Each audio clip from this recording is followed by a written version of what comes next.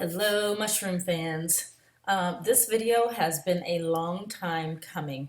I was actually inspired to do it this morning. I watched my friend TR's video from Earth Angel Mushrooms. He did a video today or yesterday about basically starting a mushroom business, what all is involved, the hard work, not being able to leave it, working the long hours, like all this kind of stuff. And he kind of talked about the expense of it. And since I am very new to this mushroom business, I thought it would be a really good idea, since everything's fresh, to go over kind of expenses. Let me turn my phone off, sorry. To go over the expenses I had in starting this business. So today is February 20th of 2018.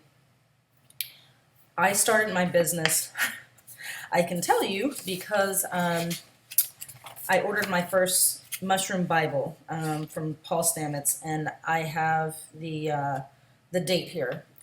So first of all, let me back up. I always try to keep these things brief.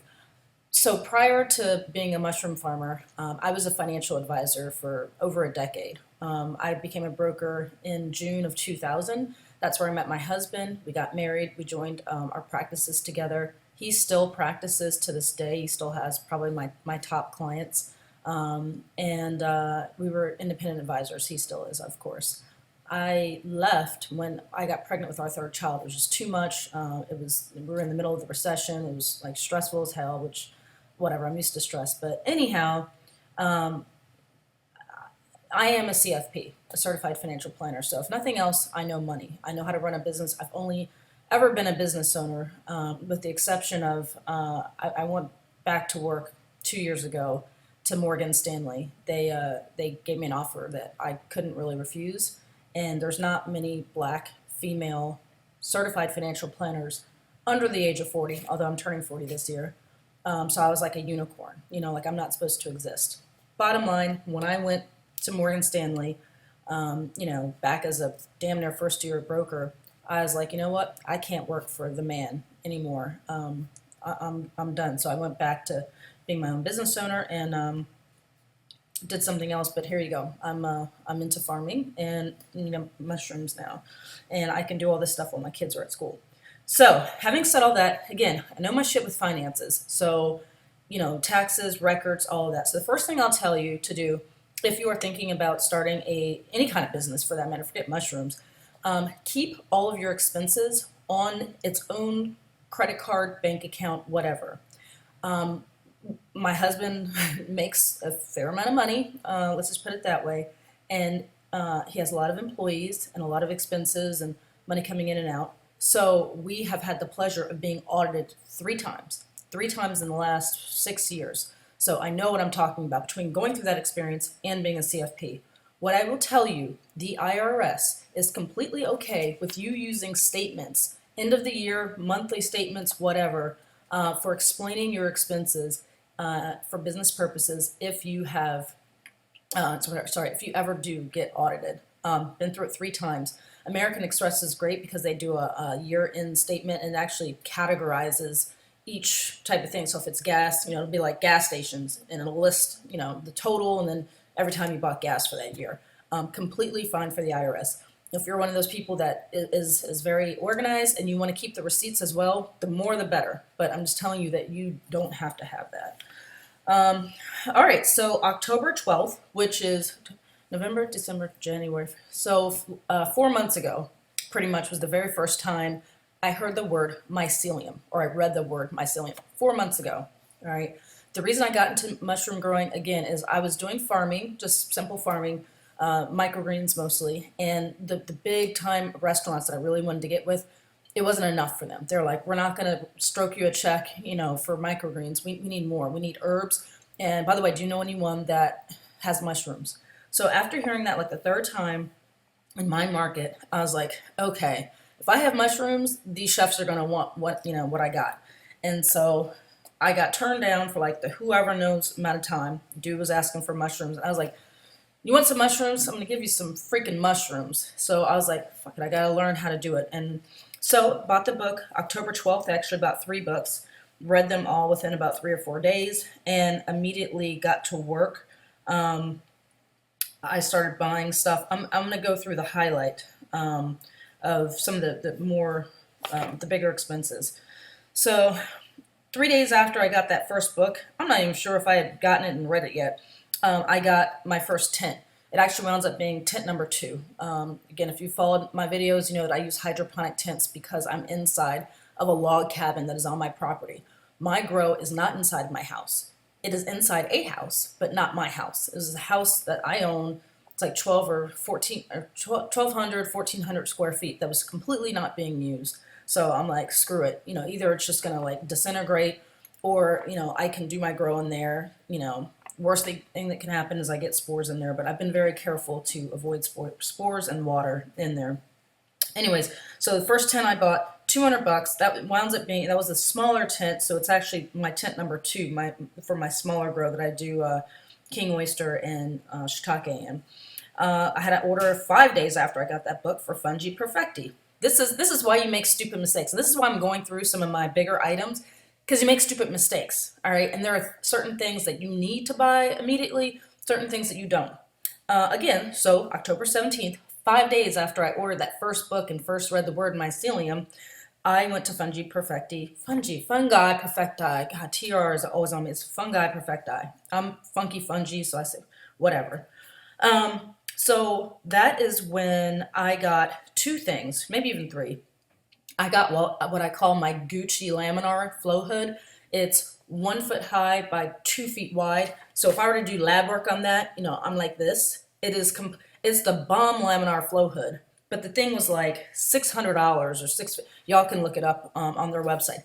Completely unnecessary. So expensive. But that was my first big mistake. Again, 5 days in. No shit that I was making mistakes. I also got bags. They're XL bags, which aren't even as big as unicorn bags, so I don't even use those anymore. Bottom line total at Fungi Perfecti was $800 that day. Next thing was House of Hydro. So I'm building, at this point, you know, I didn't even know exactly where I was going to put it, but I'm building things to get my growth started. House of Hydro. That was my first humidifier, $145. Whole bunch more stuff, but I'm just hitting the highlights. Okay, now we're at some big things. So October 30th, that's when I got my sterilizer. So obviously I got hooked up with Eric Myers. Pretty much like I harassed him and was like, hey, can I pinpoint you down? I want to do some mentoring with you. That was the first thing I asked. By the way, just cut this for a minute. When I first approached Eric, I sent him an email. Actually, I think I sent him a YouTube comment. He responded right away. So I was like, okay, cool. This cat's cool. Like, he's responsive or whatever. Because some people don't respond to your comments, and I'm gonna try as long as I can. But bottom line, I knew he was busy. He's doing all these videos. He's like responding to like 500 comments in every video. So I said, hey, Eric, in my first email, I don't want free advice, but I do need some help. I'm starting this grow. Can I do some? Can I pay for some mentoring over the phone? And so we did that for, you know, X amount of dollars, whatever. You can, you know, hit him up. Now you can hit me up if you like for mentoring. But it does get a little tough. I've had a lot of emails, and I've even had some phone calls. I'm like, damn, how do you get my phone number? And I think I knew why, so I had to get that out of the way. Anyways, you know, if someone has a question, post it on the bottom of the YouTube comments, just so that everyone else can see. Because if everyone's like emailing all the time, unless you're emailing for private one-on-one, I'm down with that, to, you know, to charge a reasonable fee for an hour or whatever, and we can like Skype or whatever. But if it's just a regular question, just post it down below. Because yeah. All right. So sorry, I digress. Sterilizer from Bubba's, $1,650. So first, like, really big purchase. October 26th, Aloha Medicinals. It was Spawn. I wrote on here, Gucci Spawn, $200. I only had 3 bags of Spawn. I forget what they were now. 3 bags of Spawn. But what killed me is the shipping. I wanted the quickest shipping, and from, I don't know if it's coming from Hawaii or New Mexico, wherever they're sending it from stateside, or it could have come from Hawaii. Bottom line, for me in Baltimore, it was a lot in shipping. So I'm like, damn, $200 for 3 bags of Spawn? Again, you don't know what you don't know until you know it, okay? Now I know that that's like freaking ridiculous. Their Spawn is really good, and it's not expensive, but to ship it here to me was expensive. Lesson learned. All right. Ugh. Okay, moving on. We're into November. ProPack Solutions. I can't even remember what that is, but it was $240. Bubba's Barrels again. The shipping was $160, which actually isn't terrible. One thing I will say, so much of what is costly in this business is shipping, because everything, almost everything that we buy is big. Boxes, they're big. They come in 1,000 boxes. If you're buying blocks, it's like freaking 1,000,000 of them, and they're heavy, so lots of shipping. Everything costs a lot in shipping, so you got to like factor that in. When you know that you're going to be buying like big stuff. Amazon, I got 1,000,000 Amazon. Some of them, they're between $50 to $150. Who knows? I mean, I could go through my Amazon orders. I'm not going to do that, but pretty much everything or most things that I bought from Amazon are on my kit, so you can kind of browse through those. I had another $300 purchase though to Amazon, which was kind of bigger, so I think that was my second tent, my second hydroponic tent, which is my 10 by 10, which is my large one, which is the one I'm in most. So again, I bought that small one, which again, that could have been, I could have taken an L on that, although Amazon's good at shipping it back, but who wants to ship back this big ass box, right? So it turned out, so I was like, oh, I'll use the second room in the cabin, a room that I was going to use for something else. I'll use that as a second grow. I thought the 10 by 10 would be great. For me now that I'm like really in business, it wasn't, 10 by 10 wasn't enough for the demand that I have.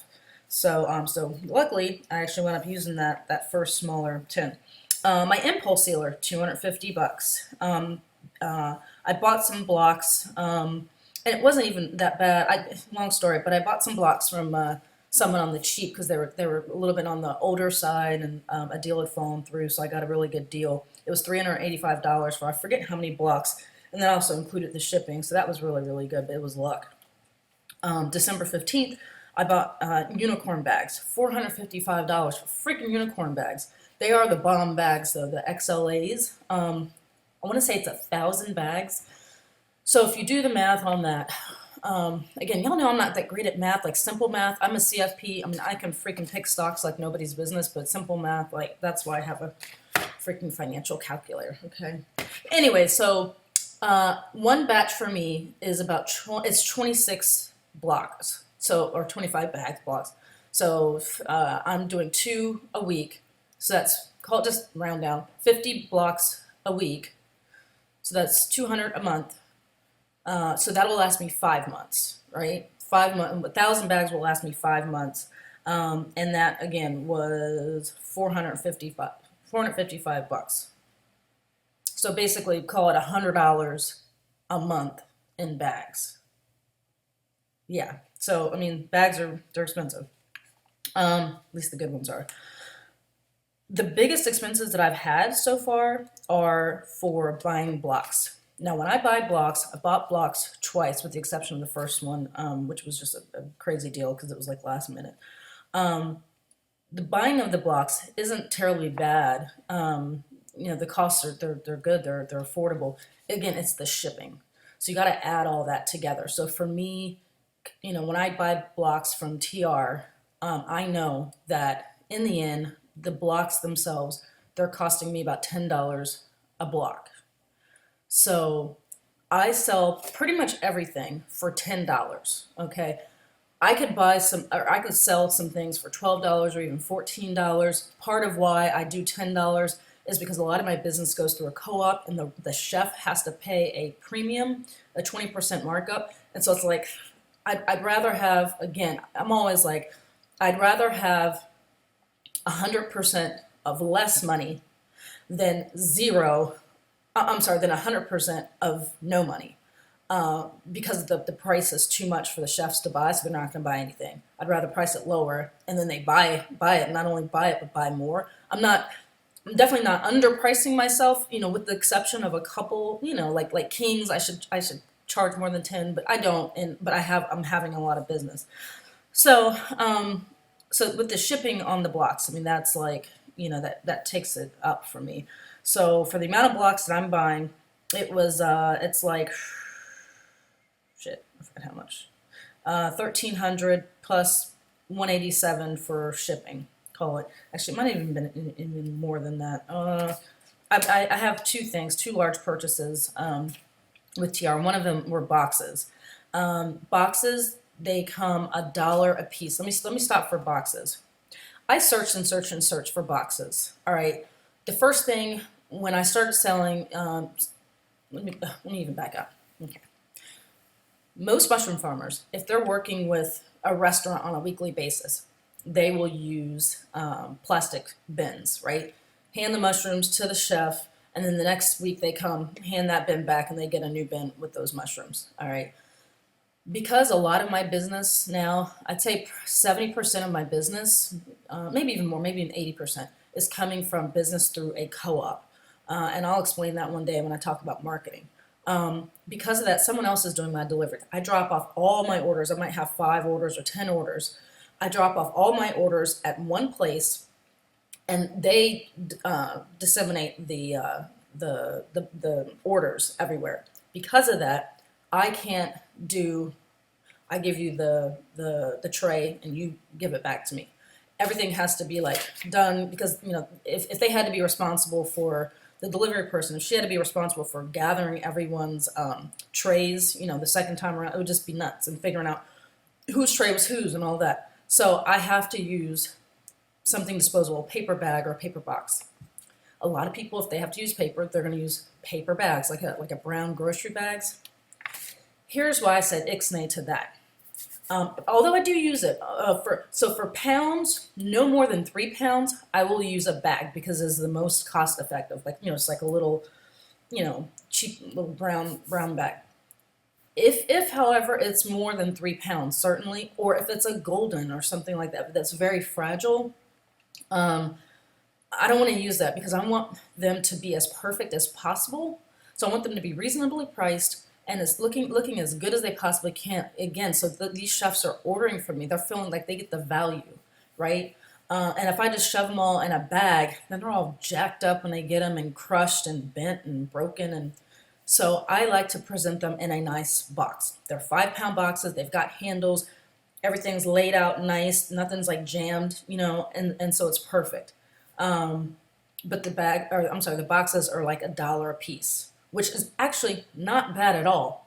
The problem is you got to buy a lot of them. You got to buy 1,000 at a time. So it's going to last me a whole long time, so I don't have to worry about buying boxes for a while. But it's $1,000, 1,000 boxes, plus the ship on that. So you get where I'm going with all these like big costs, big shipping, but it'll be spread out. So I'll have a big expense, and then I won't have another one like that for 5 or 6 months or freaking 8 months, 9 months, depends on how much business you're doing. The last thing on boxes, the reason why I decided to go with that, you can find boxes, smaller amounts. You can find $100 boxes, 250 boxes, whatever. You can go to what's that? Uline. I actually went there first while I was waiting and trying to figure out, if I was gonna, bite the bullet and get the good boxes. And they have some wax boxes there, and they're wax boxes, and they're also whack boxes. They're really expensive, but you can get them in small quantities, right? So I did that just to kind of like tide me over to like make sure that I was actually going to get some business before I invested in the good ones. So now I'm good on the good ones. All right, where was I? Okay, gotta stay on track here. There's other things, miscellaneous things, like I spent $300 on a trailer at Cabela's for my four-wheeler. So a lot of times I won't take my car over. I'll take my four-wheeler over to the cabin because it's like, I don't know, 3 or 4 acres over from the main house. But my trailer like wasn't good enough. And that trailer is what I use also to get the bags out. Or I could use my pickup truck, but a lot of times I'll use it to get my blocks out. I'll use it if I know I'm going to have a big harvest day. I'll put the trailer on, but I didn't have a good trailer before, so $300 for that. And then I had another large investment for blocks, right? So, breaking this all down, the total from October 12th to, well, this is the end of the statement, I don't know, 2 weeks ago, I spent $10,584. And that wasn't just on those big purchases. I just highlighted the big purchases. That was total expenses, right? Not including interest. Babe? Hey. Oh, hey. Hey, I'm videoing, so just try to keep it down. What's that? I'm videoing. Can you just, yeah. All right. So anyhow, so that's the amount that I spent. Booze home, sorry. For in that amount of time. So again, that's like 4 months, right? And then the next things that are not in here, the only things that are not in here, are my electric and my plumbing. So between the electrician and the plumbing, I can't remember exactly around what it was, between 2,000 and 2,500. Actually, babe, do you remember how much between Patrick and Homeboy? I don't. You don't. I remember one was like 900, one was 800, and then I had to do it again. So yeah, so let's just say it was under. It was probably more closer to $2,000. The electrical work I had to have done to make sure I had enough dedicated circuits in the house, because there was a lot of electricity.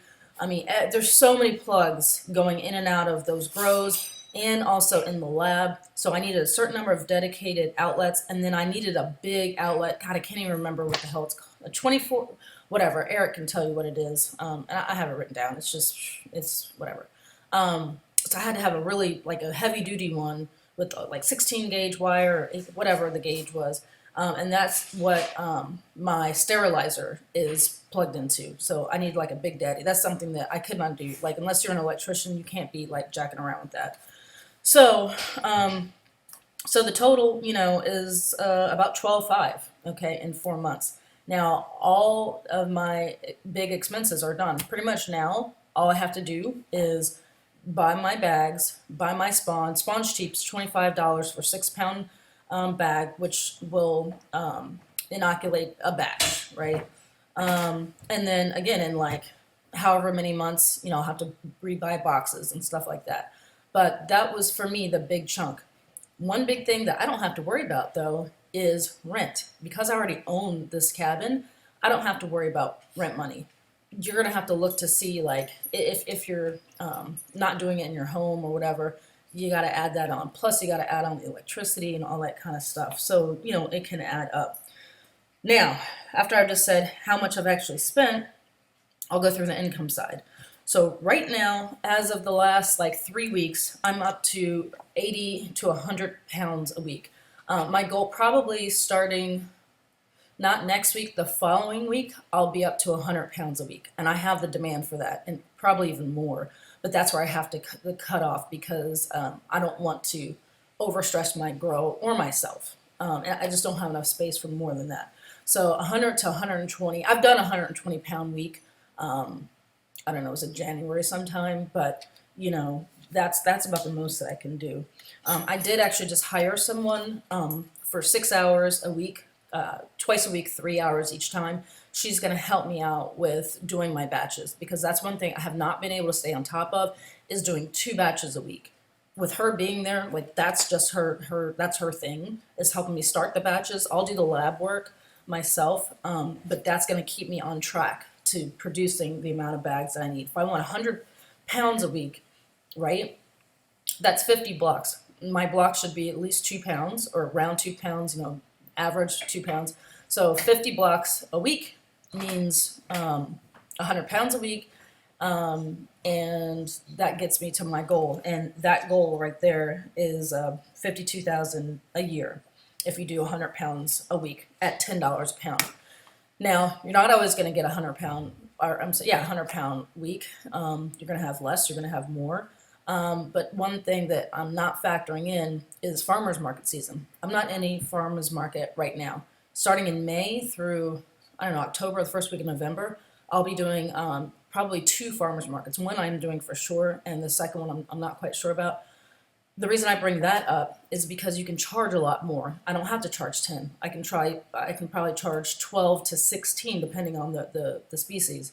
So where I try to keep it kind of the same for the chefs, I'm going to charge kind of an appropriate price for everything for the farmer's market. So on average, even though, let's say I might do an 80-pound week or 90-pound week, whatever, during those spring to fall months, having that increase in price should kind of level out things and make it, I don't know, just increase everything, which kind of, I don't know if that makes sense. So how do you get to your 100-pound week goal?